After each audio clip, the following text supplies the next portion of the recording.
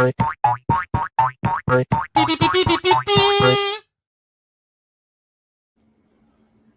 right, it is indeed time for the Fluffle to assemble. Welcome to the Rabid Atheist Show. I'm your host, Ed Rabia, former pastor turned atheist, now compassionate anti-theist. Welcome to my channel. Welcome, one and all. Whether you are a paid-for citizen or whether you are just a tourist who's subscribed or whether you're just looking across the border, wondering whether or not to immigrate to such a wonderful nation as the Rabid Nation, welcome, one and all. Welcome to everyone today. Today's subject, this is, of course, Deconversion Hangout, just a standard warning to all you theists. If you have respectful questions about deconversion, you're more than welcome here. However, harassing my people during a time when we're trying to discuss some of the issues we're facing, deconversion, that includes me from time to time. Yeah, this is probably my most strictly modded stream. So just putting that out there. Mostly we're here to talk about deconversion, some of the struggles we're having or some of the triumphs. So that's always welcome, always welcome. And today's subject, of course, is how did you develop your morality after your deconversion? Because there's always those people that say, you know, you can't be moral without God. How do you establish your morality without God? And hopefully we'll get some answers to that question. But in the meantime, let's get a few announcements out of the way. There is a goal in chat that helps me keep rolling along with my channel. If we reach that goal, I will wear whatever hat has been chosen by the poll. And right now, let's see, we have Gilligan, Red, White, and Blue is leading the pack. Coming to the end of July, that one might be disappearing till next year. So it's a good one to lead with, I guess. But there you go. The other announcement is, of course, the Fluffle of Fangs is a Discord link is in the description. So if you're looking for a community of like-minded individuals, so so you are more than welcome. Also, I want to highlight our continued fundraiser for IKIlledEarl. So there's a link. I pinned the link in the chat. There's some updates on that. So Earl's made a little bit of progress, so we're good for that. So, but you can read those, head to the GoFundMe link, read some of the progress notes, which are kind of cool. Things are moving along. They're moving a bit. So there we go. And then we have some other things going on there, but I am very proud of the Fluffle. We're more than halfway to the money we asked for. And so thank you very, very much. Appreciate all of you. Earl, I know, appreciates it. So thanks. Thanks, one and all. All right. Let's see. I think that's it. Other than just for those of you who haven't heard, I see Paul and a few others that I haven't seen in a bit. I don't broadcast on Wednesdays anymore, but it's still Monday, Tuesday, Thursday, Friday. I'm taking an extra day off in the middle of the week for both mental health and productivity reasons. So I've got to have a day during the week to get some stuff done. So there you go. All right, let's see who's here. Blossom's here early. We'll talk about that. That's actually a good question. When it comes to morality without a God, it's actually a very decent question. The elder gods have sent their emissary. That's good to see. Paul is here. Good to see you, Paul. You're back. All right. Time difference must be killing you, man. Chuck is here. Oh, and there she is, the wonderful, lovely, beautiful, smart, intelligent, lap in which our Lord naps. IKIlledEarl, one of the smartest women I know. Dragon Rider's here. Faye Manning is here. Sum is here. Kelly is here. Good to see you, Kelly. Wolf Sinclair is here. Michael's here. Good to see you, Michael. I hope I didn't miss anybody. I was trying to. Martin's here too. Good. So there you. All right. Yes, godless seasons all. Yes, we are. All right. The question today, as always in a deconversion handling, it's always kind of deconversion related and leaving the faith related. Once again, I have to remind everybody, I'm not an expert in this stuff. I just been doing it for like 10, 15 years. I don't know. Deconversion is a long process, and when you're deconstructing your faith and then trying to reconstruct something, there's always a process to that, depending on how long you've been in it. And how intense the indoctrination is too. Like there's a lot of intense doctrination that happens, particularly about morality. You're supposed to do this. You're supposed to obey the authorities over you. The whole obey God is as an expression. You got to be afraid of God and obey him to express your love to him. That's kind of the morality of people of faith. So it's very authoritative. So in my world. But yeah, like there's a whole bunch of things that go into morality. And I remember when I left the faith, this is like one of the early questions: on what basis am I moral now? Because religion does indeed give you that canned version of morality. So it gives you that thing where everything is just laid out for you. Just obey God. Here's the 10 commandments. Here's the commandments of Jesus. Here's what Jesus taught about this. And this is how you be moral. But once you leave the faith, you kind of just get rid of all that. Like you just dump it. And so like when I realized I was an atheist, it's like, okay, what is my morality based on now?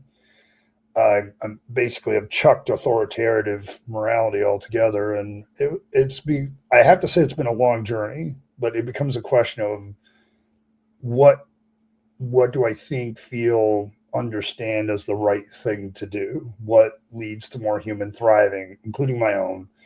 What leads to a better situation? What decisions are fair?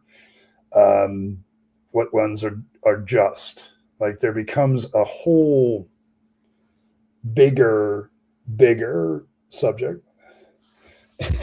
So there you go. And getting back to Blossom's question, like I'm not sure that a good God solves this problem. Okay, like let's say I had a religion that I just realized was a fairy tale, for instance, and so I leave it, but the fairy tale has a good God.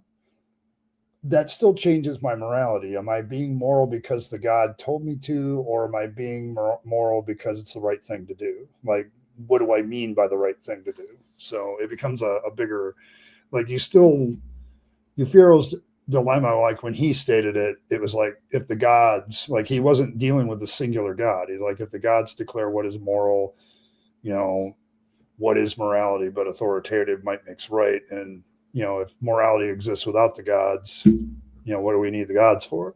So kind of thing. I'm paraphrasing, but yeah, I don't think whether it's a good God or not, I'm not really sure we're moral. Like, because my opinion is this, and it's my opinion, take it for what it's worth. If somebody is telling me what the moral action is, am I being moral just by being obedient? Like, I'm not sure obedience leads to morality, like not true morality. So, and that's just my question. Let's see. No, nothing to reconstruct. You never felt a lack of morals? Yes. And you're obviously immoral. Okay, for Michael, that's fair. It's basically, if it hurts, don't do that. Okay. Like, I can see that. Like, if it hurts you or somebody else and damages something, yeah. I think you can, like, I don't know, though. There's a lot of people in the medical profession that might disagree with you, because you have to hurt people sometimes. Like, surgery is a painful experience, but it's sometimes necessary to stop something else that's happening. So, I don't know. But yeah, like I think I get what you're saying, though. Like, to try to do the least amount of harm is actually a moral principle that a lot of people have. You left Christianity because of your morals. Yeah, I can feel that. So there you go. Converting is already a tough gig, especially the formats, but deconverting, yeah, okay. All right, I saw what you did there. Started going fun carrying my deed, but I never got it actually doing it. All right, yeah. Go ahead. Hey, Tilting, good to see you. Have a great evening, all. Okay, good to see you. Glad you stopped by. What leads to more informed and flourishing? Blinking, obviously. Okay. Yeah, I think, well, Michael, I'm actually getting you to be serious about the topic. I am amazed. But yes, Michael, I think that's where you start to realize that morality is not as simple as a black and white answer to a question. And I think that getting rid of the God part, getting rid of the authoritarian part that kind of leads us to black and white thinking, you begin to look at morality as more of a process, like you're growing and becoming a more moral person, or you're not. You're examining, like, there's certain decisions that I can sit and hypothetical about all day long, but until I actually face that decision and ask myself the question of what is the moral right thing to do, because whenever you face a situation, there's always more variables. So, yeah. Yeah, like Earl would say, yeah, like I've got to hurt people to do dental hygienic work. Like I just had my teeth cleaned last week, and yeah, it hurt, but I'm glad I had it done. It's like it keeps me, and I got a clean bill of health too. Like I didn't have to come back for any damage control, so I was cool with that too. So, um, but yeah, like there's a lot of professions like my mother used to be a phlebotomist, lab tech, and she had to draw blood from people. Well, yeah, that hurts, but she can then analyze the blood, find out what's wrong with a person, and then help them get over their illness or whatever, or know what's being said. So like you can deal with all that. Native, yeah, we're not big on the FBI around here. Yeah, like yeah. And tap the bell. Spry, your support of the channel, great. Thank you, Tilting. Yeah. You're currently working at a liquor store. Did you see? Okay, no. But yeah, like the issue of morals without a God becomes a much more complicated process type question. So it's one of those issues where you like, okay, does that moral question actually help people? Does it hurt people? Does it, are we making decisions that are actually genuinely more and more beneficial to everyone? You also have to look out for yourself. Like I don't think there's anything wrong with advocating for yourself and all that, like making sure people are acting correctly towards you and others that are like you. So illusions, I don't know if they're illusions. I think if I look at it from an evolutionary point of view, I think morals exist. Okay, like they're part of being a social species. Like we deal with things together and we try to find rules that help us get along. So I don't know if they're illusions or a fantasy, but I kind of get where you're going. Like they are kind of things that we agree to together. Like we've changed our morality. Like the Western world can be argued, like there was a time when the Western world had no problem with slavery and genocides and things like that, just as much as any other part of the world. But we began to assess those things and our morality changed. So yes, I can see what you're saying, but it's not so much it's illusory. I think it's good that it's subjective in a certain way. As an American president, yes. How to sell morality? I don't know. Huh. All right, yeah, you can do that. Like, there's people that are, that way, Earl. I wish I could say you're unusual, but you're not. So, hey, thanks, Chris. Charles, okay, hold on. Carissa, there we go. Thanks, appreciate it. We have a new citizen by choice, and the elder gods are present too. So. Hey, Cranky, we've had 2 citizens by choice this week. I don't know what to do with that. Oh, well, the thing is, Tilting, my streams have a tendency to grow as the stream goes on. So, like, I started off with 6 people today, and it's up, it's 3 times higher, and it's continually growing. It's good. Yeah, I think it's an evolutionary legacy thing. The more I read about this stuff, the more I come to understand that morals are so necessary. Like, we do them all the time, whether we really think about them at all. Like, when I approach another human being, there's always some moral assumptions between us, even before I start talking to them. So, yeah. Why are morals with God complicated? 2,000 years Christians still haven't got their shit figured out yet. That's probably true. That is absolutely true. I don't want to do whatever I want to do. Just do whatever I want to do. I don't think that's a good moral. I really don't.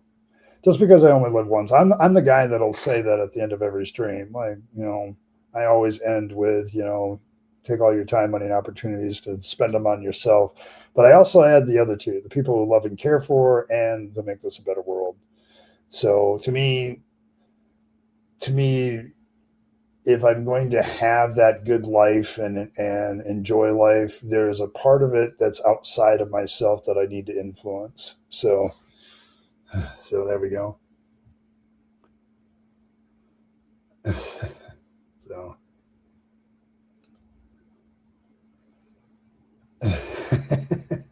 All right, go ahead, Tilting. Go ahead. I'm just one of those guys. I know how my streams go, and so it's always fun. I just know how they go.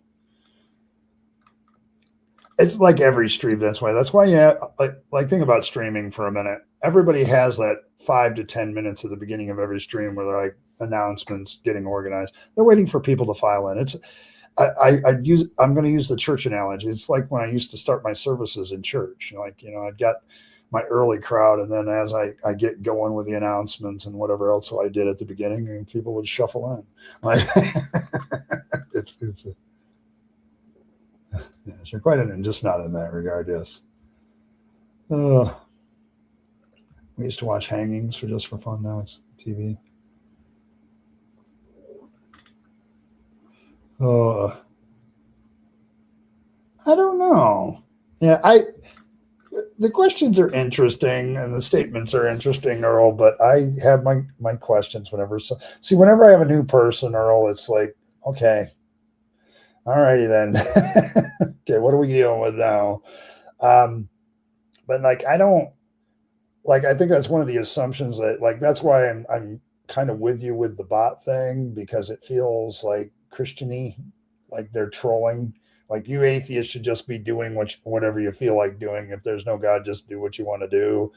And that's kind of a trope, Christian/theist response to being an atheist. Like, you don't have any morals, just do what you want and have a good time. And it's like, there's more to thriving than just having a good time. Like, there's more to prosperity than just doing what I want to do. Like, there are times that it's not profitable for me long term to do what I want to do. So there you go. But yeah, like I'm with you on this one. Just kind of keep an eye on it. Sometimes rules out appropriateness feel too thing to do. Shuffles in and sits in the back. Thanks, Noise. You got the analogy. Okay, thanks. I appreciate that. All right. Yes, Martin, we're not gonna myth with you. Yeah, like I don't. Yeah, see, that's the thing. Like, I think the benefit of getting God out of it altogether, like any kind of gods, is, Martin, that we end up doing morality based on actual what's really going on. We're not going to grab into the myths and stuff. Like, when I was forming my morality, I'm like, okay, what is the reality of the situation? So yeah. Yeah, it's wishful thinking. They hate the rules that they have to live by and assume that if they were us, they would just live wild and free. Yeah, like I don't live that way. I want prosperity in my life. Yeah, I want to thrive. Yeah, I want, to have a long a life as I can possibly have and enjoy it as much as possible.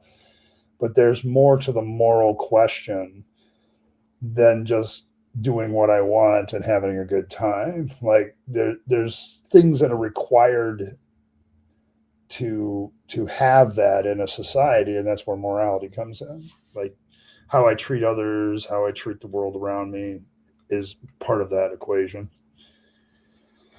So when am I just doing the next thing with little thought for morality? I think for most, morality is looking back and hoping you can justify what you would have done anyway. That might be true. I think that might be true. That's very possible. So, rabbit season? Okay. Duck season. I don't know. See, Earl, we have our rabbit, but I almost feel morally obligated because of Warner Brothers to put a duck in this whole thing. And I haven't done that yet. There's no duck in the lore. I'm like, do we have a duck yet? I know we have a turtle. We have the tortoise and the hare, but I don't know if we put a duck into it yet. Yeah. Only benefit the party who makes the standard, assuming that morality is authoritative based, which I think is your assumption, which I don't agree with. Right to their own moral standing. Your morals are not mine. I think that denies the communal, societal, social aspects of morality, and those exist as well. And I'm not sure that's a very good way to live. It wouldn't be good as. Yeah, it's just not, as much as people want certain things, it's not, other people don't. And so it's not right for me to impress upon them that. So, yes. Yeah, two moral wants in me more often than not. I want reciprocal goodwill towards others. Every now I want to flip the table and throw a Molotov, but the better angel of my nature went out. See, the thing is, Robert, and welcome, Robert, I kind of discarded the angel and devil on my shoulder, and now I just have Fangs. So, and Fangs has great ideas. They're just not profitable all the time. I argue with him. Yes, he's the bestest rabbit, yes, ever.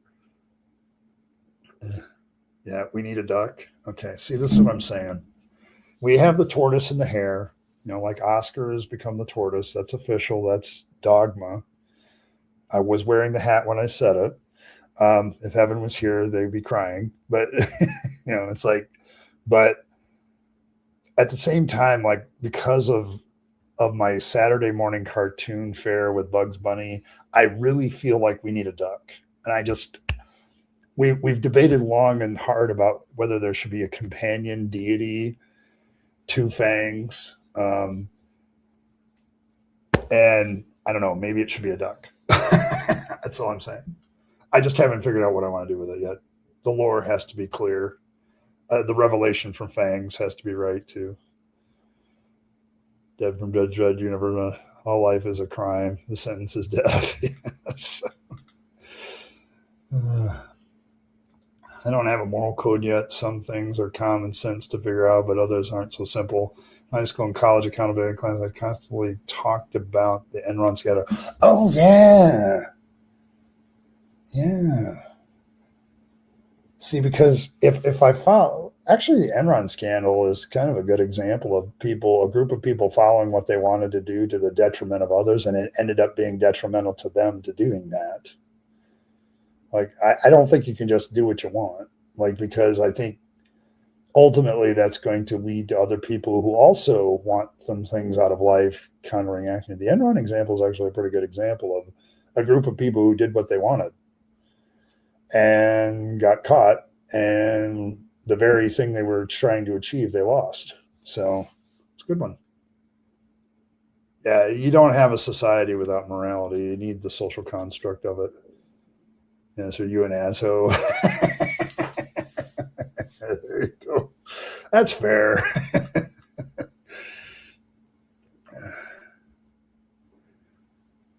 Oh my goodness. You don't like sand? Okay, that's fair. No orgies on the beach. Hey, Evan. Yeah. Angulation, yes. Good to see you, Evan. Better angels of our nature was a line from Lincoln. It's about as appealing to our good nature. Not really angels, yes.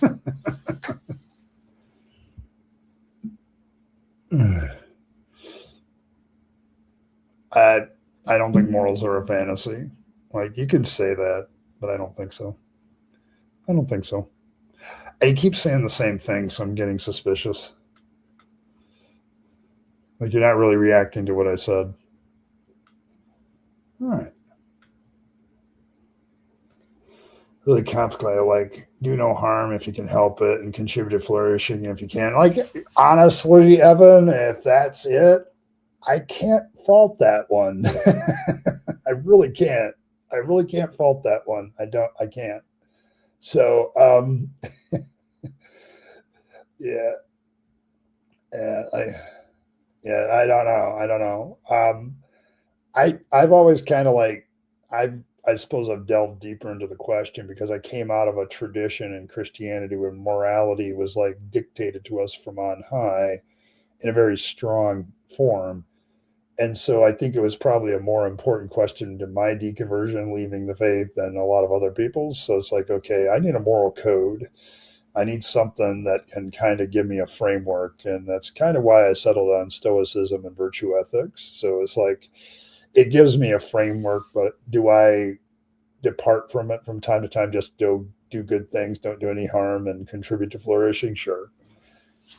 So there you go.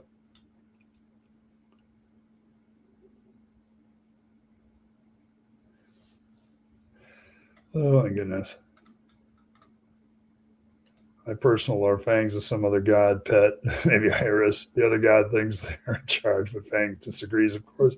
That's beautiful. Awesome. That is so beautiful. uh, so there you go. Oh my goodness. Oh my goodness. Oh, okay, thank you. Yeah, I'm confused. Your definition of evil is selfishness.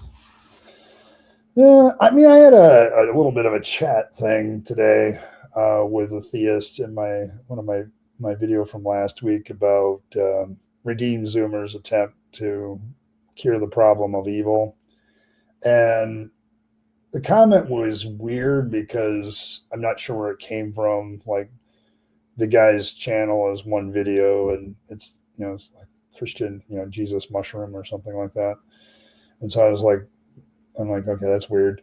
Um, but he was like, evil doesn't really exist. And I'm like, well, as an atheist, yeah, but the idea of the problem of evil isn't a problem for me. Like, it's a problem for Christians that hold the omni God. And that's what it is. It's an internal critique. And so the problem of evil for them very much does exist. So it's just, the definition of what evil is interesting. So, no, with Gators did eat. Okay. Uh, the philosophy is shortly all crimes committed in the living, therefore no living, no crime. Yes. Yeah, I've always found that it's an interesting universe. I mean, if we made everything illegal, there's no crime, honestly. So, uh, selfishness as evil. So, when a person from a selfish motive preserves their life from an attacker, are they evil? So, I don't know if you can define selfishness as evil because all of us, act in selfish manners. Are we being evil? I mean, I guess I want your definition of selfishness.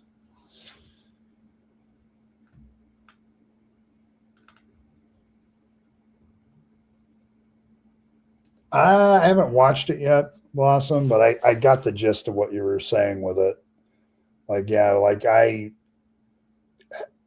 the reason I'm an anti theist is a lot of this kind of subtle stuff. So, there's a little, it's a little strange. When I left the church, I never thought about needing a moral code for years. I just tactfully treated people how I felt with, and you know what? That is valid, Robert. Like it's why I bring up this issue, because if we get rid of faith, does our morality just become more natural? Like morality just becomes a part of who we are because we're human beings. Like you bring up a very interesting point that I've been thinking about for a while. Like, because some people had a crisis like me. Okay, what the hell do I do to be moral? And other people are like you, it's like, okay, I'm just going to be the best human I can be. And I find that very interesting that people react to that particular question in very different means. And so it's like, I'm getting more to being like that. Like just starting to like, okay, how do I treat this person correctly? How to act correctly? You know, it becomes more of a, am I settling into just being a good human and trying to be a better human every day? Like, but there are other people that come out of deconversion. They got like, I don't have a moral code. So yeah, like I get what you're saying, because it's like, there are some people that are very much like you that I've talked to over the years. Like when I left the faith, I just decided just to be a decent human. Like Evan said, like, can I help? Can I make humanity flourish a little bit better? Can I stop doing harm? Can I bring about goodness in the world? And that's where they went. There are other people like me. I needed a framework. Like I needed to have a framework right away. I lost my framework and I needed it. So I think that's one area where people deconvert differently. They reconstruct differently depending on where they come from. So dominating something other as well. Yeah, I'm. Yeah, like that's Blossom and Noise are kind of hitting what I'm saying here with the selfishness thing. Like, if it's self care, I don't think it's bad, because I've met a lot of deconverting people who came out of denominations where it was totally don't care about yourself. It's all about Jesus. And it's a very cultic atmosphere where you don't take care of yourself. And it's absolutely disastrous to your own personal thriving and well being. And so coming out of that and being a little bit selfish about yourself and taking care of yourself, like making decisions so that you're in a better place of mind, finances, all that stuff, making those decisions aren't necessarily bad. Like making decisions based on your own selfish needs, if you will, is not necessarily a negative. So I don't know. I don't know if it's as simple as saying if evil is selfishness. I don't necessarily use evil anymore as like there's no capital E evil in the world to me. Like you can describe evil actions or evil desires and stuff like that. So they don't knock on your door anymore. Hey Josh, good to see you. I do think it boils down to harm versus benefit for most people, even if they overcomplicate it or oversimplify it in the process. Like, what's wrong with selfishness? It's more likely to do harm. Maybe. Like, there's also some decisions that you make that benefit you that also benefit others.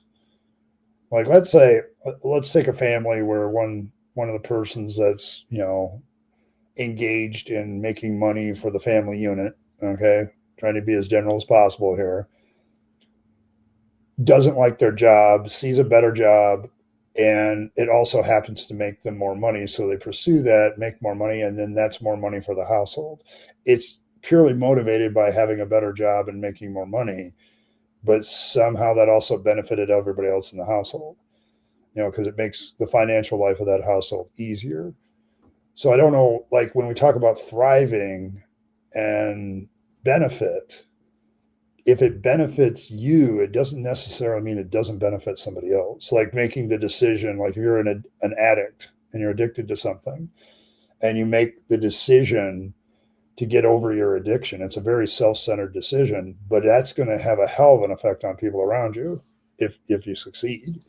So, yeah, I mean, I suppose we could hem and haw about the difference between self-interest and selfishness, but yeah, it's one of those things.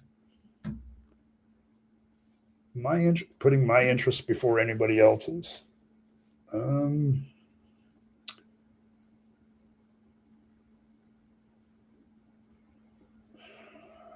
It's a tough one.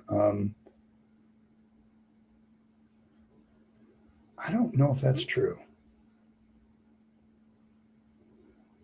Because, like, we're talking about, like, why, if I'm concerned about thriving and well being, why wouldn't I be concerned about my own as well? Like, I often feel like this discussion, like, we're making the decision, well, if I make a decision that's for my benefit, like, it's in some sort of vacuum where it doesn't affect other people. And if I'm going to be concerned about well being, why shouldn't I be concerned about my own? Like, and who better to assess what my own well being and my own thriving is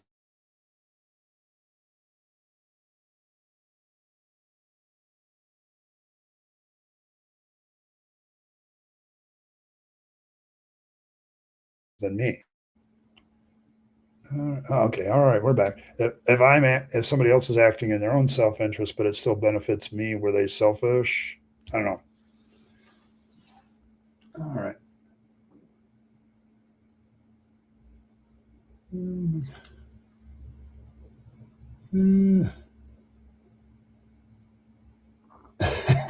That's okay, Andy.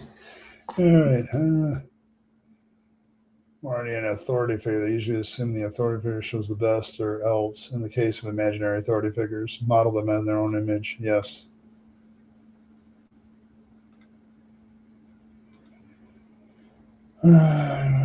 Help you people too much while you're focusing up on it. That is also problematic. Yeah, like there's a balance here. Like your well-being is important in the sense of communal well-being. Like if you're always the kind of person that is self-sacrificing for it's going to kill you. Okay, like you have to do some sort of self-care. Otherwise, you're going to be useless to other people. I watched so many people in the church when I was a pastor. They'd give and give to the church, and in the end, it killed what they were doing altogether because they would have some sort of mental collapse. They would have more physical ailments, all that stuff. So it's just I don't know. It's if you don't take care of yourself, it might be bad for others. Okay, like that's why I don't know. Yeah, it's selfishness. I think all of us have that line though, Evan, where it's like somebody will push our buttons to a point where it's like, no, this isn't good for me, and I'm backing out. And when I look at like abusive situations, for instance, that I dealt with over the years as a minister, if the person being abused says, I'm done with this relationship and walks out, that's a selfish decision. That's a self care decision. It probably doesn't benefit their abuser, but I say, so what? Like to hell with them. It's like there's some things where selfishness is not necessarily a bad thing in the context of everything else. Like the idea more so where you wouldn't mind being in any kind of positions, being in any of the positions and says, oh, okay. So we get to a place where all the positions in the societies, none of them we would consider detrimental. I kind of like that. All right, okay. Selfishness can also mean taking the form of allowing others to serve your own, and in that sense, it can be bad. Yeah, that can be true.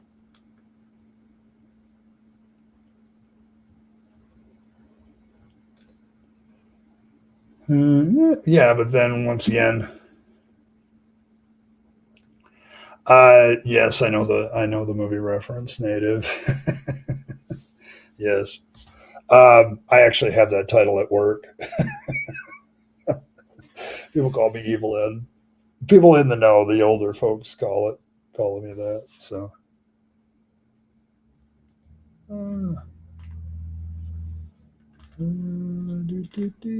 want to get to that one.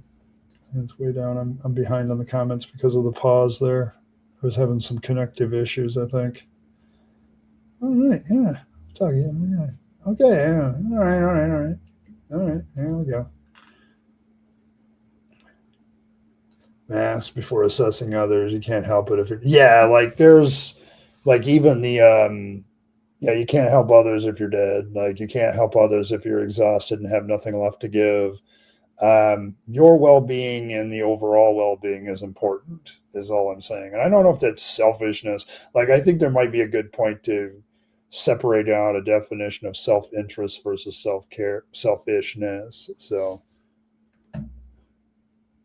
like it's there's there's something about like understanding that if you exhaust your resources as a human being, then you can't be helpful to anybody else. And at that point, they need to help you, or maybe you need to find a better life balance where you're not exhausting yourself so you can be more helpful continually. Like that's been my motive in a lot of things I do, trying to find, that balance. So, and that's take others' well-being. Is that I would define it as selfishness? I would just call it proper taking care of one if selfishness is not hurting anyone. Okay. Noise says, I think I've suffered a lot with differentiating selfishness from self-care in my own life. I'm definitely not one to come down on a hard definition. It's so situation. Yeah, and I would agree with that. But like recently I made this decision to stop having streams on Wednesday, and it was a self-care decision. Like on the one hand, it was a self-care decision, and I'm hoping that it'll lead to me being a better content creator overall long term. And hopefully that'll benefit all of you. But it you're constantly assessing the situation. Like you're constantly looking at, okay, if I keep doing this, I'm going to exhaust myself, and then I won't be any help to anybody. So, hey, Robin. You're still working on yours. Okay, fair enough. Like me too. I think we're all still working on our moral issues, like the morality question. I think we're all there. So, so, well, the reasoning, justifications, thought experience, like similar to my previous eliminating of suffering. If lies remained, they would suffer and reproduce, so it would continue. Yeah.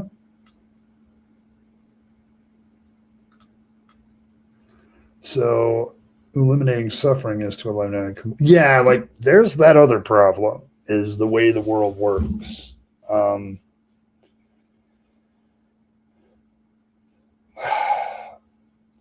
I guess as somebody who got rid of God out of this equation, I just there's a little bit more of acceptance of how the world works, and but at the same time, if it's like unnecessary suffering, I think that's something I can take a look at. So,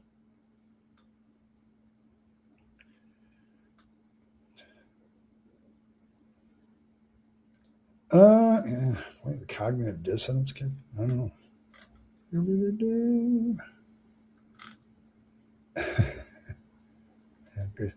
Yeah, all right, Martin.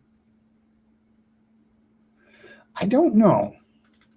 Um, I don't know. Some people would like to bring economics into this, and economics isn't the only question in morality.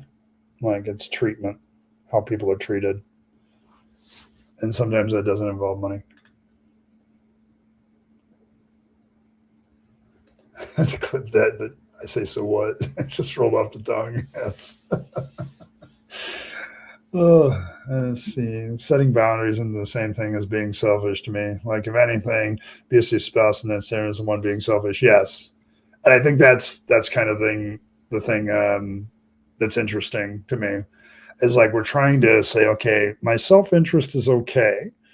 If my self interest unbalances things where other people are hurt, then or disadvantaged, then maybe that's not so okay.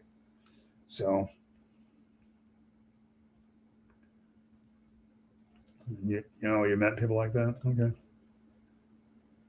See, boundaries are reasonable. Being selfish would be like, I'm just setting boundaries, but I'm hogging all your joint money and you're not allowed to have any without my permission. Something.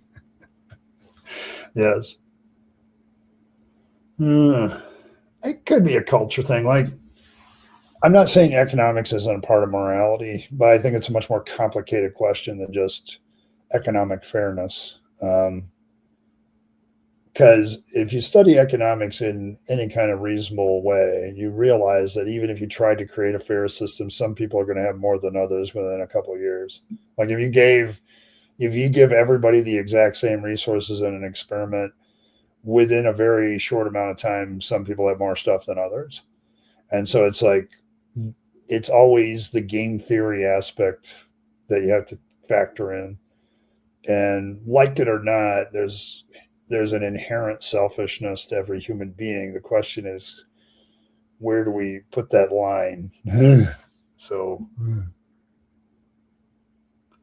wondered why I'm a platform digital. I'm over it. Okay, Robin. You know, when I was over any kind of debates with Jill, the first time I heard him talk,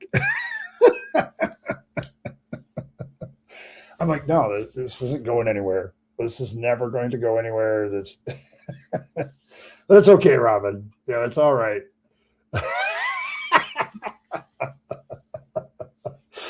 Oh my goodness, yes. But there are certain people I just won't talk to because I know I'm not going to have a good conversation.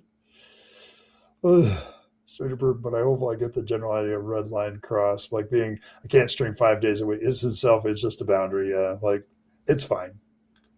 And actually, I feel better today too. By the way, guys. So your cultists don't knock me door.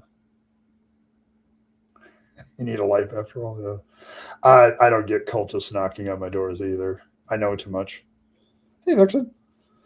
People just my wife had to return stuff if I didn't approve of it. Yes. Figured you would like that. Woohoo! There we go. Yeah, celebration. Oh my gosh. Morality is too nuts to figure it out. The endless variations on the trolley parm. Yeah, and I think that's kind of the point. Like we're constantly like the whole selfishness versus self-interest debate is kind of that thing where we're trying to figure out the nuances. Like morality gets nuanced that way. So I valid point.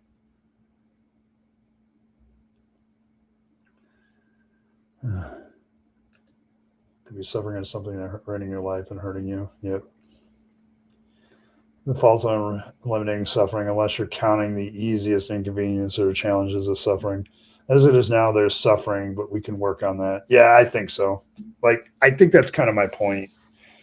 Like, there's some suffering that I look at what we were capable of doing, and it's like, I don't know if we can stop that. Like, I'm not hearing anybody talking about ways to stop volcanoes erupting. I mean, they talk about it, but do they have the means? Like, the massive amount of resources required to do something like that is often amazing. So, but earthquakes, getting rid of all that stuff. It's kind of advocating, or at least try to eliminate suffering. What we can do, either in the here or now in the potential future. Yes. Isn't it about minimizing suffering as opposed to yeah? Like I don't think you can eliminate it. Like let's be real. Like all of us are having that. Like as you get older, there's a suffering that comes with age. I don't think you can eliminate that without eliminating. You can minimize it. You can make it more bearable. But at the end, we all go down the same path at the end, right? Where there's always the same destination, I suppose. Yeah. What you've seen of the U.S. is Mordor? Maybe. See, I disagree with most people's assessment of my country. You're yelling about my government. The vast majority of my people in the United States hate our government all the time. So I do think that. Like, I don't know of too many people that will walk up to you and tell you in the United States, oh yeah, the government's great. Like, so.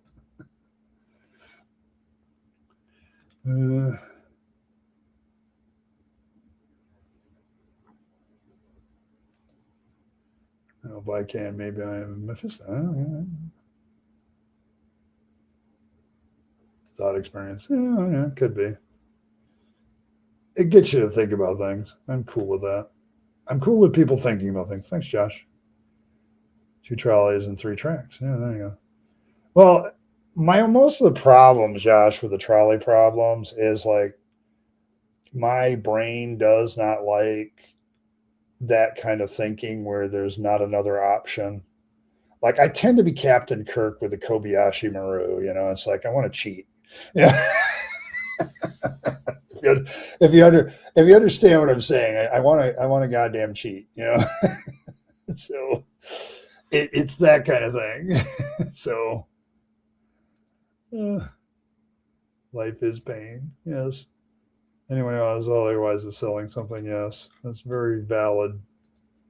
So yeah, you can solve the trolley problem by driving away in a car. That's kind of my point. It's like I just don't. Whenever I had those problems in classes, it was like, can I add another track? Can I just, put another track down where the train just goes around everybody? It's like, yeah, they can't be stopped. So, oh my goodness.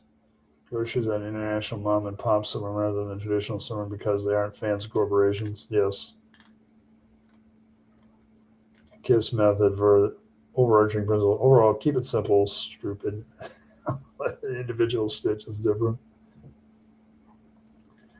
I think a hard truth people like Evan don't want to accept as social is a fabrication. I don't know about that. I don't think it's a fabrication. I like see it. You guys are all sitting there talking about these moral things being a fabrication, and yet you do them. I will bet everybody that's been in chat today has done something out of a sense of obligation to somebody else without even realizing it. You do it every day.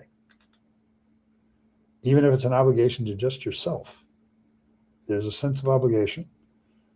It's kind of hardwired. Human DNA is like that. I think it's hardwired.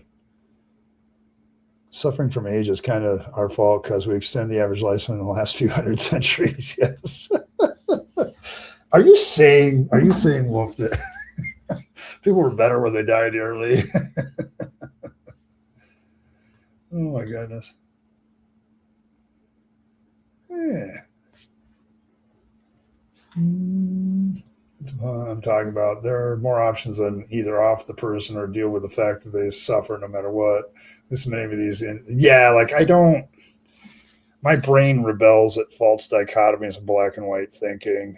Like that's probably why I don't get along with most apologists. Like apologists are just dotted with that shit. When you're doing counter apologetics, I could literally say black and white fallacy in every counter apologetics video I've ever done. Like there's more options than that, friends. Like, like there's other options. Like, the biggest one is, Pascal's wagers. Like, no, there's tons more options than that. Yeah, derail the trolley. That's another one. Can we blow up the track in front of the trolley?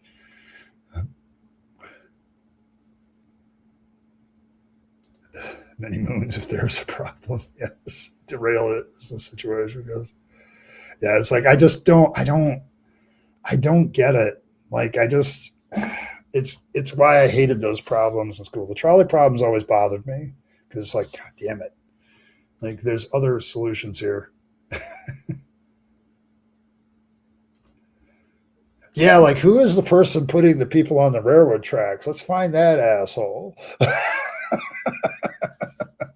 So Cranky's got the valid point here. Like, let's find the person that's tying people to tracks.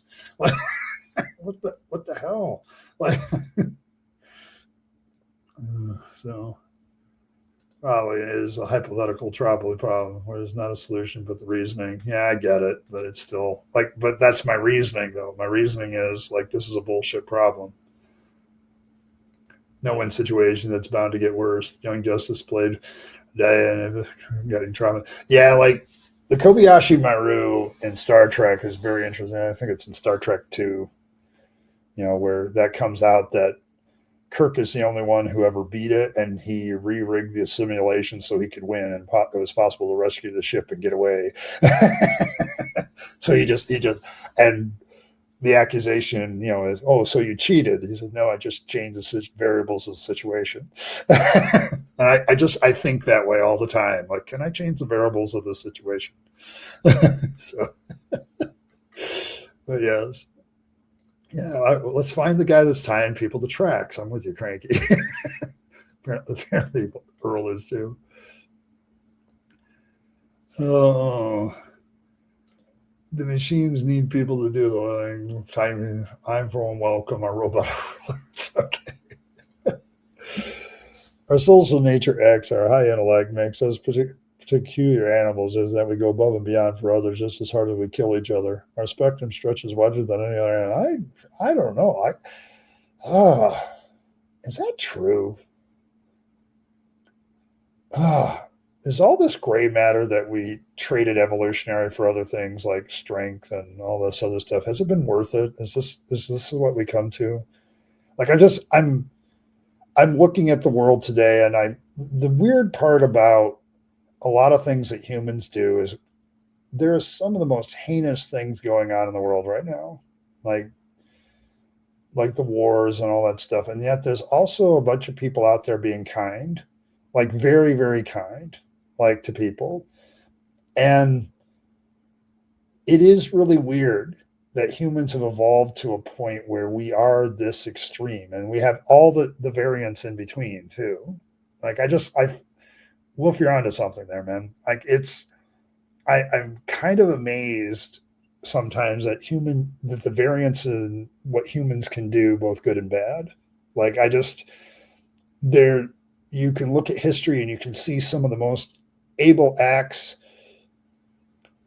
You can see the most evil acts in history, and then you can also see some of the best displays of what humanity should be all about. And so I just don't. I'm amazed at humans for both extremes and then everything in between. So, chimps or orcs? I don't know about that.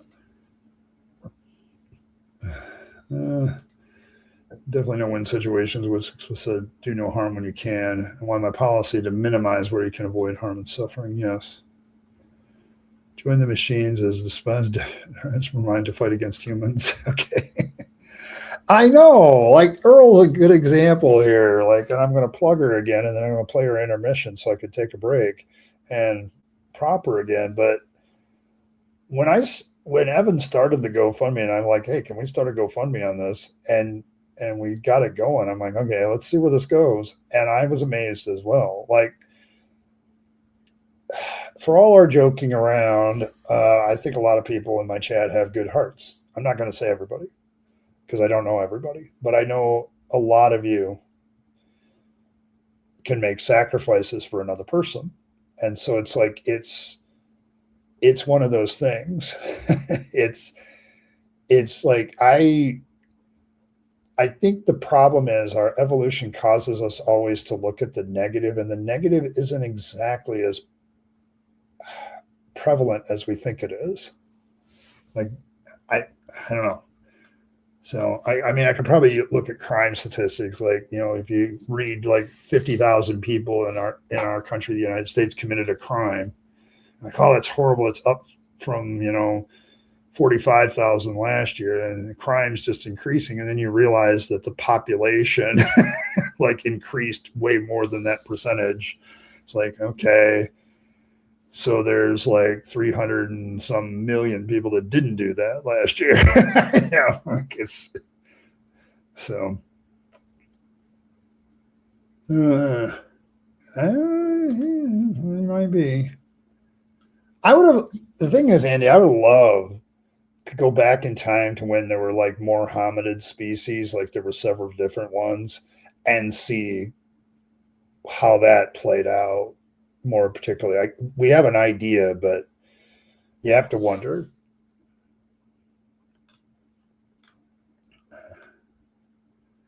Yeah, a level of self-awareness is worth it, but sometimes it is, and that's the extreme opposites. The higher the gamble, the odds of failure. You didn't think anybody would? Well, yeah, but you are a pain in the ass. Okay. just like asshole is our asshole. Like, good to see you, asshole. I want to thank both of you for setting me up so well on that one. Oh my goodness. Oh yeah, it's definitely real. Yeah, we're trying to help Earl, who's found herself in a situation. So, no. Well, we have shameless self plugs blossom on the Fluffle. What do you think that's about? Oh, and look what Josh did. I think Josh pushed us over today. Yeah. Hey, it's the We the People hat. It's becoming popular. Oh, I reached the hat goal. There we go. So there we go. So there you go. Also a new weakness, nuance, vulnerability, temptation. So it can be. It's like everything else we talked about today. It's like it's situational and finding the right way to make the right decisions. So there you go. I'm going to say empathy is kind of a superpower, I think. Maybe, I don't know. Do tigers have more empathy? I don't know.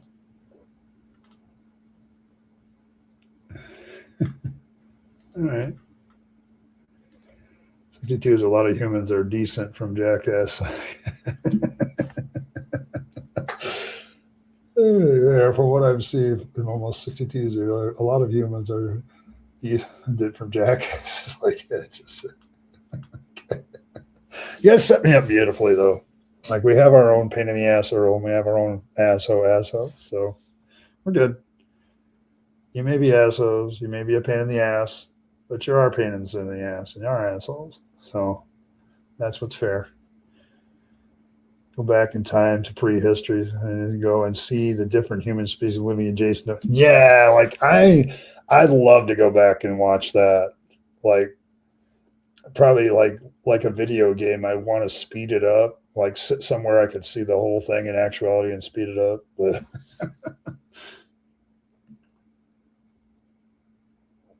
good one 4 times. Yeah, probably. Empathy a weakness or a superpower? Is that my next poll?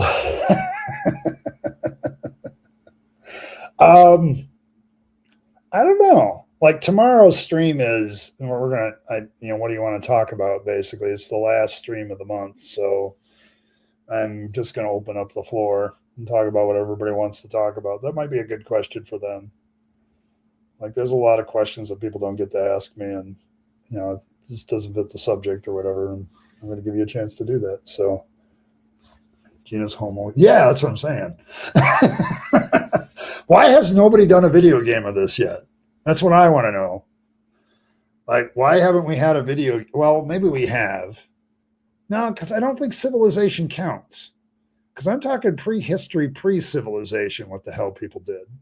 I think the closest I've seen is Dawn of Man as a game, where you start off as a tribe of, you're basically trying to figure out how you can turn stone into a technology. Your lifespan is 25 years, that kind of shit. And maybe, I don't know. Yeah, you know what, Earl? You wanna put that on your thing tomorrow at 7? You can co-host with me. I just want somebody riding shotgun with me, I guess, if you don't mind. So, because you know how I am with people in my stream. Oh, there you go.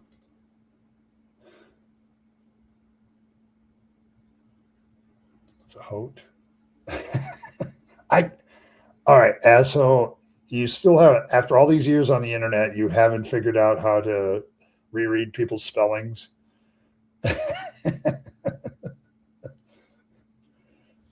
So I have learned that when people okay, all right, well, we'll do it together then. I'll send you the link tomorrow and right before the show. That way, I'll just message it to you and we'll co-host together. We're just gonna handle stuff.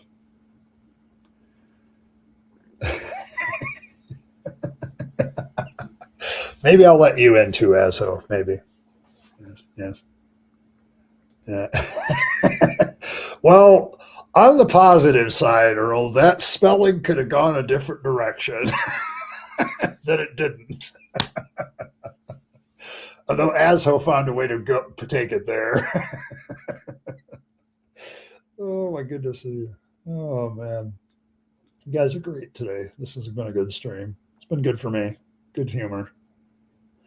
Me too, man. Oh my god. Um, I am very hypersensitive to heat. That's why I don't live in the South anymore. So yeah, it's kind of killing me even up here. Yeah. So the nonsensical cultural mass. Oh, Sumerian has entered the nuclear age and they're attacking Norway. I have done that. Like Civilization used to be one of my favorites. Like I got hooked on that with Civ 1. That shows you how old I am. And I played a lot of them for years, and they all got better until recently. So, but yeah, I used to have those moments where it's like this civilization that was okay. It's weird to actually have the Romans like succeed into the modern age where it's still Pax Romana, and it's 2005, and the legions have turned into death tanks, So there you go. Oh, a special guest. Okay, we can do that. Memphis is boiling. Oh boy. Yes. Oh my goodness. I'm not. Yeah, I'm. That's not a new one. I've heard that one before. And you were yelling at somebody else about spelling problems, as so. This is the irony of this one. Like you're giving poor Earl shit about her spelling, and look what you did. Just look what you did. Oh my goodness.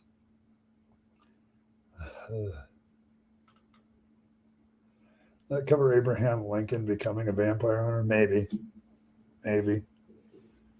Right. I mean, it.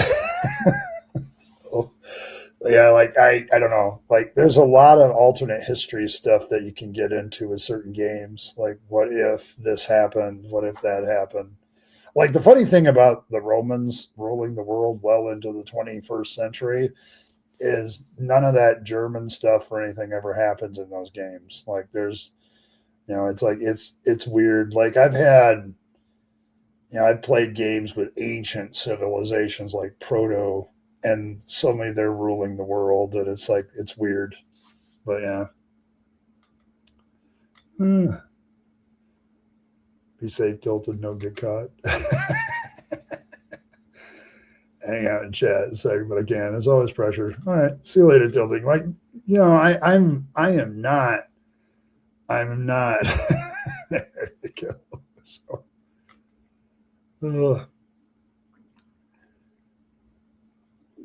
oh yeah. Like, listen, I talk about serious stuff. Like morality is a serious question to me, but life's too short not to take things with a grain of humor. Like if you, I lost track of the number of gallows humor moments I had in the ministry, and I'm glad I had some of them because I would have never made it through it. Like there's serious shit happening in my world, but at the same time, if I don't laugh at it sometimes, yeah. So spelling German, yes. Oh my goodness. Nine. Nine.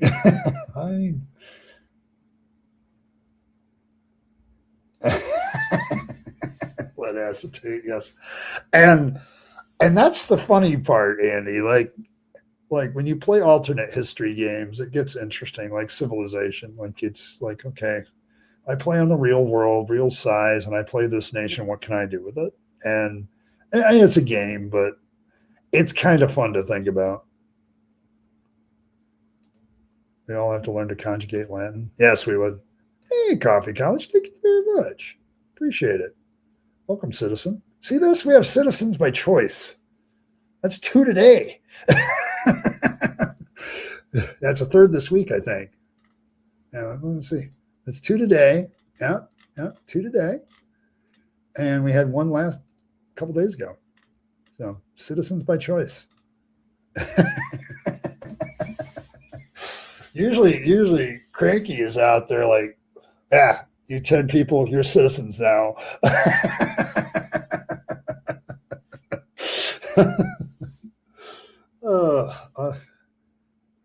It's like it's citizens by choice. I don't know what to do. Usually they're conscripted. I don't know what's going on. Oh yes, thank you for becoming a member. I do appreciate it, though. I'm making light of it, but I do appreciate the memberships, guys. It keeps me going. Uh-oh, I knew this was going to happen. I goaded him too much. So there. Thank you so much, Cranky. I appreciate it. It's an old running joke, but I love it. Tilting Windmill, there's a good one. Tilting Windmill is now a member. Thank you so much. Dirty Pickle, Sony Smith, Adam Sutzer, Adam Lee, MST Ken, Free Fan. Oh, I remember them. I haven't seen them in a while. Dean Kruger. There you go. Ellie Spencer. Welcome, citizens. And then Josh throwing in a few. So there we go. Hey, Bunny. That fits. That tracks with this channel, Bunny. 680. Hunter Biden laptops. Wait for but right. Also received a gift. Yeah, so we have 18 new citizens this week, and 3 of them were by choice. Yes, taxes. Yes, you have to have that. Mods are greater than gods. Okay, fair enough.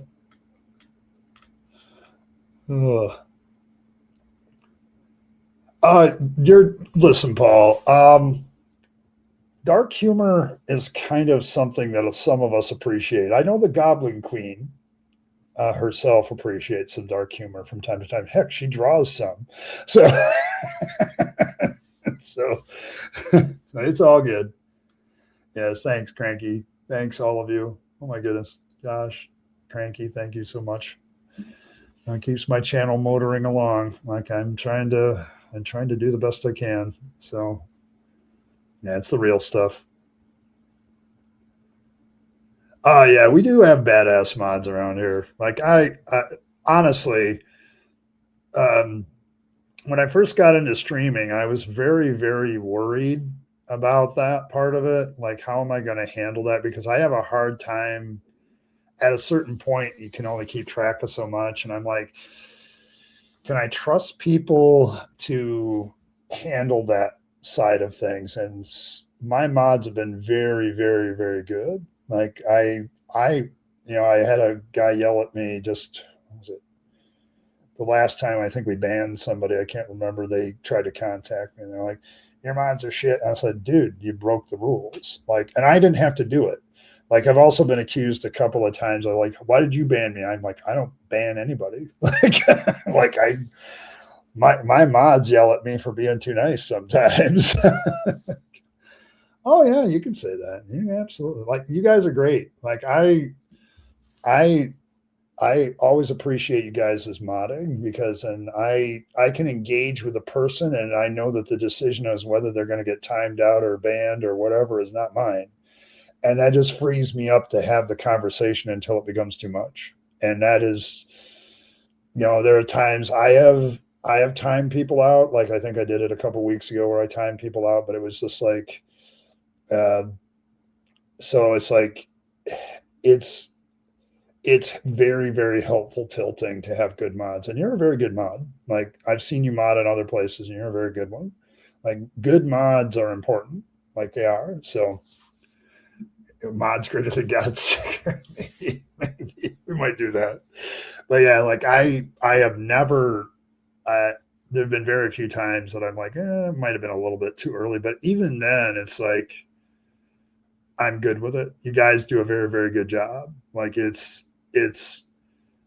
there are other channels I see that mods aren't so great. And it's like, I don't think you should keep letting that person talk. But can we mod the gods? I don't know. I wish we could modify them. Oh, we can do that. Yeah, we can do that. Absolutely get that. And attest to buy a motherhead outside of the streams, but we are definitely been in trolls who wait out their timeout just so they can throw fits in the live chat. They've done that. But yeah, Evan, I usually get contacted when somebody felt that it was unjustified, and it's very, very rare, but it does happen. And they're like, well, why did you do this and time out me and ban me? I'm like, I pull that trigger. Okay. I've got Evan, I got Martin, I got Earl, I got Tilting, I got a whole bunch of you that are just like, is this conversation going to go anywhere or not? And that's the big thing. Like, if this conversation is going to go somewhere, we'll keep rolling with it. If it's respectful, we'll keep rolling with it. If they get disrespectful, keep saying the same shit over and over, or we start suspecting they're a bot, it's time for them to go away. And you guys get that down. And I appreciate that. So I will shout out my mods all day. So great stuff, guys. I don't think I'm being too kind. I've seen other channels where those channels fail because the modding is shit. And I'm glad I don't have that. Like when I first started streaming, I'm like, it's a problem. And I'm trying to have the conversation with the person. And I don't always assess whether their motivations are pure. Like to use an analogy, if this was a call-in show, you have a screener, and the mods are kind of the screeners. Like if the conversation isn't going anywhere, the problem is they usually get to start the conversation and they're here. It's not like a call-in show in that way, but at some point somebody has to assess whether this conversation is worth it. And it doesn't always have to be me. Like, it's like, no, I don't need that. So, yeah, I don't know. My usually sign that somebody's a bot, Andy, is this. No matter what I say, they come back with a similar statement that's the same tone and the same content. Like they don't respond to what I say, like directly. Like if I ask a direct question of a bot, they will just come back with a statement of something very much like they've already said, and they won't actually address my comment. Like that's one of my first, like, I'm scratching my, okay, is that a fucking bot or just a very committed idiot? Like there's two types. And some of these people, they use bots. They may not necessarily be bots themselves, but they're using them. And I'm going to disagree with that and not get banned. A good deal of money. Yeah, like that's the other side of it. I don't want people to get banned just because they have a disagreement. Like having a genuine disagreement about something and talking about it is a much better thing than just banning people because I disagree with you. Like I don't want to set up a complete, like, we're all like today, we're all people that are, probably not people of faith. That has a temptation to be an echo chamber, but within that framework, there's still a lot of discussion to be had, and discussion is the way we get to solutions. So it's something. So it's a real strong mind. That would be cool. You could do that. I'm trying to be like, screw it. The person's being ass. Isn't listening or needs a chill time. I'll go, yes. Okay. And you have to have kind of that attitude as a mod. Like there comes a point where you have to, it's not so much losing your patience. It's probably more of a, I don't feel like this is productive anymore. Like when you're in public and you start having discussions with a stranger, horrors, because they want to talk to you for some reason, there's a way you can just like stop talking to them. You can't do that in a chat. They can keep typing. So I mean, the voices could remember passwords. I'd keep them. Yeah, me too. And mods we trust. All right, there we go. The poor mods at a Druidic channel and Christians come condemning everyone to hell in Jesus' name. Echo chamber. Should I tell the gas joke? No, you don't want to do that. Well, that's the problem, son, because you and I have both seen the precept apologist in action, and they sound like bots. But I know some of them are real people because of other things they do, because they will actually like interact with my questions. I'm like, okay, that's a person, but they're still being a bot. What is it? Gosh, what did I listen to at work the other day? Rationality Rules did one how you know you're dealing with an NPC, and I thought it was a great analogy, because sometimes there's bots, there's NPCs, okay, and NPCs might be real people, but they've got the script in their head. So, all right, well, there you go, Well, we have a cult around here. We just don't take it very seriously. Welcome to the Fluffle of Fangs. Like, yeah, like I'm talking more about the pattern of behavior, Cranky. Like, it's the bot. When I'm dealing with a bot, like I am now firmly convinced that Knight of Kadash is either a bot or somebody who uses them extensively. So, and there's several others that have come around, and I'm like, they're either a bot or because they just keep saying the same shit over and over.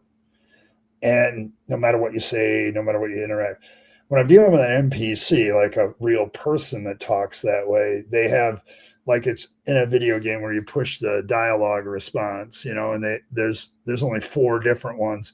And if you have a different response to any of those dialogue, they just click the one that's closest. Yeah. So there you go. Yeah. Oh my goodness. I'm going to keep spamming my belief in the mods. They can't silence the truth. Okay, there you go. Yeah, well, yeah, they don't knock at your door anymore, but I get it. Green flag. Yes. According to the ability, each according to their need, but the nuance doesn't eliminate responsibility. Yeah. It's breathtaking. Yes, echo chambers, gas chambers. It was breathtaking. Oh my goodness. But yeah. Because it's become a part of life. I don't know too many people that don't play some sort of game anymore. Like, I just don't. But like, all that stuff has just become part of the lexicon. Well, that's pretty true of humanity in most languages anyway. Like, there's plenty of slang from different eras of the United States that, because of technological development, that slang entered our vocabulary. So this is no different than that. It's just, I look at it now and it's like, yeah, I can see it, because so many people understand the gaming terminology. Like, if I just said NPC, most people know that means non-player character and refers to somebody in a game that your main character is interacting with that has a script. And so it's a perfect one for like somebody that you're dealing with, somebody and they have a scripted answer, and when you get off those scripted answers, they don't want to do but get back on the script. So, hey, Bunny, that would be. I think that was. Let's see who did the bunny one. I think that might have been Josh. Yes, it was Josh. Josh donated the memberships. He did 5 of them. You were one of them. So welcome, Bunny, and you fit right along here with our demigod Fangs. So who's a bunny? Here, I'll show you. See? There you go. You get to use that as an emoji, by the way, as a member. So there you go. Yeah, they panic. Yeah, the bloody Dickens and all that stuff. Yeah, there's a lot of slang that's nautical because of humans going to sea. A bunch of it. I haven't heard what Andrew Tate's therapist's real name is. Is it funny? So there you go. And there we go.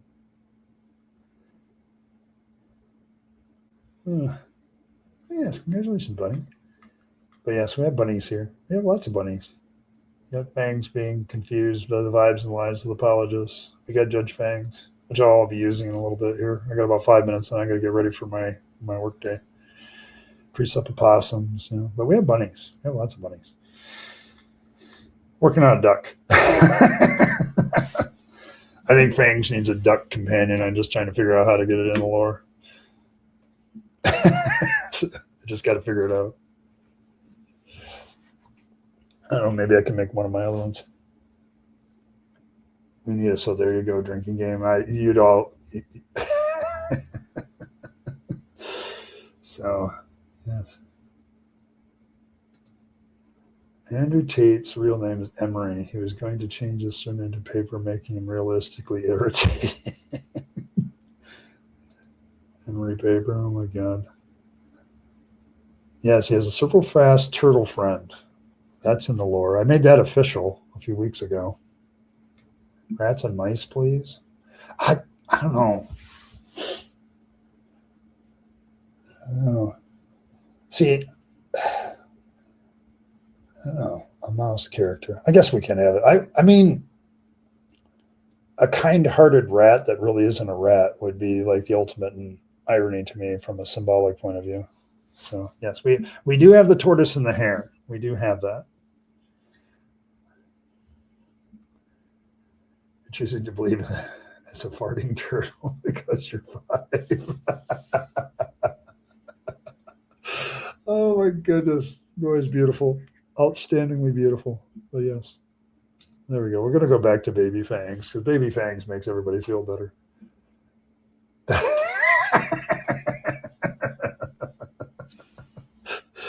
Oh, yeah, like a rat Satan. Yes, exactly. Like, we need a character. I don't know. We need a character like Fangs just, sits on your shoulder and has all the best ideas. It's just a lot of them are not practical. Oh, I have no idea what's going to happen to that guy. I don't know. Like everybody, like a lot of his fans are surprised about all the accusations. I'm like, are you really? Are you really that surprised? Yeah, I mean, that's my point. Like, I want to create a character. Like, I like to create characters in my stuff where you assume certain things about them because of their common characteristics. Like, I love Fangs because he's, like a vegetable vampire rabbit. Like he's not what he's a cute bunny, but he's not what you expect in a cute bunny. Like, and, I mean, we gotta, I'm trying to figure out what Oscar's superpowers are going to be, but they're probably, some of them might be typically turtle like, but not necessarily so. There might be some additional powers that don't make any sense. I kind of like doing that. But like a rat character that just kind of tells the truth, but nobody likes it. Okay. Yeah, Pinky and the Brain is a good example. Yeah, it's one of my favorites. Duckula is a good example. Like, that's what I'm saying. See, we have pulled a lot of our lore sort of kind of from pop culture. So, but that's true of all lore for all religions when you really think about it. Like, it's all pop culture and people make it religious. So, yeah. Well, I've been, for whatever reason, that keeps popping up on my feed, probably because I like to watch YouTube, like stories about people on YouTube. So there. I mean, she does legit butt breathe something in real life. So farting will get her speed would make sense. There we go. There's her superpower. Like, normally we're going along at the slow turtle speed. So farting suddenly turns her into as fast as Fangs. There we go. Lab mouse escaped from the cage. Okay. But Anyway, is anybody really surprised at the charges? Like when I heard what the charges were, I'm like, is anybody surprised by this based on his attitudes about women? Like, is anybody really surprised about this? Like, I'm not. I wasn't. Like, yeah, I'm kind of figuring that he's done that in every place he's been. Like, so yes, a fart propelled turtle. The Ranger's still riding a cage. Yeah, but yes, yeah. All right, folks, it is 8:30. Yes, and I have to run. I have to get ready for work. But I want to thank everybody for the great stream today. It was fun. We had a good time. I do want to thank Carissa for becoming a member of her own free will. Of their own free will. Martin, thank you. Josh, twice, thank you. Actually, Josh, 4 times. Thank you. Thank you. And Coffee, thank you. Member by choice. And then the Elder Gods, of course, conscripted some of you into citizenship, and Josh did as well. So thank you very, very much, guys. Appreciate the support of the channel. I'm just overwhelmed. I do want to, before I sign off, remind everybody of the GoFundMe that's pinned in the chat. It's also in the description of the stream. Just head over there. There's been some updates on Earl's progress, so you can see what's been going on there. If you can't help, we understand. But if you know somebody that might be able to, we'd appreciate the share. So trying to help Earl out of things. So thank you. Thank you so much for all that. I appreciate all of that. And I think that's it. So may Fangs nibble on all of your hearts. May he draw himself closer to you with his sharp, pointy teeth. May he purify all of your vegetables from religious corruption with those same pointy teeth. If you need warm fuzzies in your life from a religion, they're already there on the screen. It's already there. It's the wonderful godlit Fangs. Just look into those eyes, and you'll have all the warm fuzzies from any religion you will ever need. So there you have it. There you have it. If you need a religious ritual in your life, just circumcise a carrot and leave it on top of your stash or anything else you find valuable. Fangs is a trickster, thieving god. They've existed throughout history, and he may not take your stash. He may still take your stash. Like all religious rituals, results vary. So it's worth a try. Beware the lies and the vibes of the apologists out there. And also remember that Judge Fangs can take your stash through legal means, so check your local laws. But also beware the vibes and the vibes of the apologists. They're out there.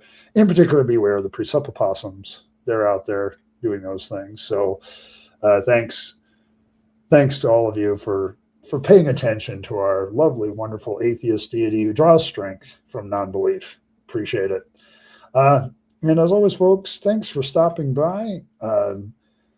Remember, you only get one life and one go around, so make sure you take all your time, money, and opportunities and give them to yourself, the people you love and care for, and to make this a better world.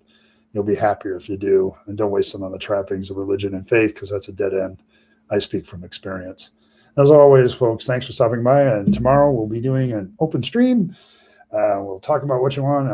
Earl will be my co-host, so we'll be talking to everyone, and we'll see you all then. See you then.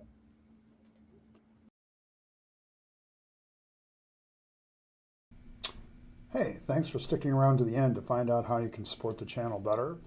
Of course, there's always the normal notions of just hitting that like button, subscribe to the channel, hit your notification bell, and share the video with your friends and family that you think would be interested. That's always very appreciated.